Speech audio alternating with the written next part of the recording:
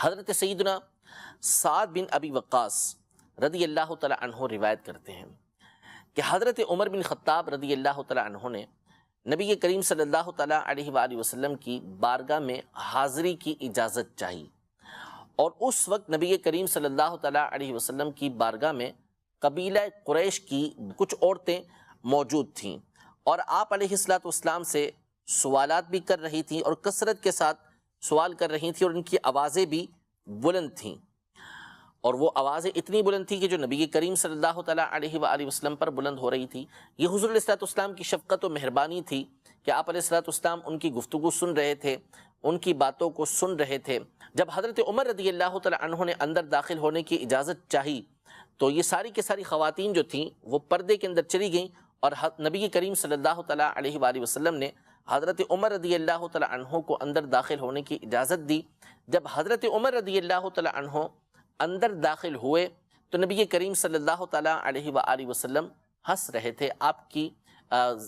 مبارک ہونٹوں پر ایک تبسم تھا، بہت زیادہ مسکراہٹ تھی۔ تو حضرت عمر رضی اللہ تعالیٰ عنہ نے بارگاہ رسالت میں عرض کی کہ اضحک اللہ سنک یا رسول اللہ بابی انت و امی،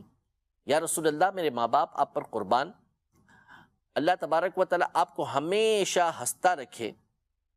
تو نبی کریم صلی اللہ تعالیٰ علیہ وسلم نے ان کے پوچھے بغیر وجہ بیان کی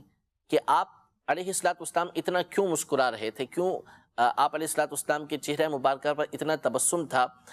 آپ نے فرمایا کہ مجھے ان عورتوں سے بڑا تعجب ہوا کہ یہ میرے پاس موجود تھیں، یعنی گفتگو کر رہی تھیں، آوازیں ان کی بلند تھیں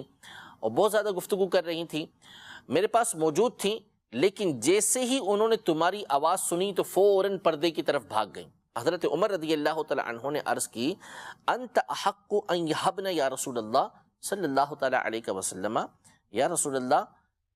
یہ جو عورتیں ہیں ان کے لائق یہ تھا کہ یہ آپ صلی اللہ تعالیٰ علیہ وآلہ وسلم کا زیادہ ادب کرتی اور آپ کی بارگاہ میں ہیبت زیادہ اختیار کرتی، ان کو میرے آنے سے پہلے ہی اپنی آوازوں کو پست رکھنا چاہیے تھا، مجھ سے ڈرنے کی کیا ضرورت ہے، آپ صلی اللہ تعالیٰ علیہ وسلم کی ناراضی سے ان کو ڈرنا چاہیے۔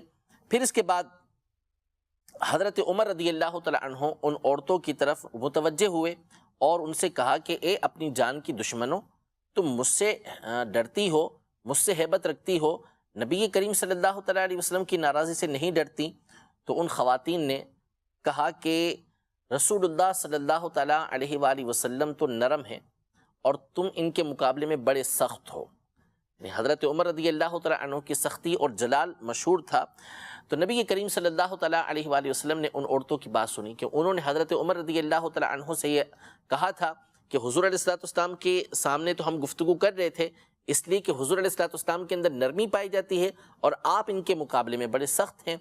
تو حضور علیہ السلام نے حضرت عمر رضی اللہ تعالیٰ عنہ سے فرمایا کہ اے عمر ان کو چھوڑ دو،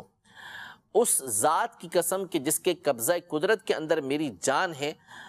تم جب کسی راستے پر چلتے ہو اور اس راستے پر شیطان چلتا ہو، شیطان آتا ہو، تو تمہیں دیکھ کر شیطان بھی اپنے راستے کو بدل لیتا ہے، یعنی آپ رضی اللہ تعالیٰ عنہ کا جو رعب و دبدبہ ہے، آپ کا جو جلال ہے، اس سے شیطان بھی گھبراتا ہے کہ جس راستے پر آپ چل کے جا رہے ہیں وہاں سے شیطان اگر سامنے آ جائے تو وہ اپنے راستے کو تبدیل کر لیتا ہے۔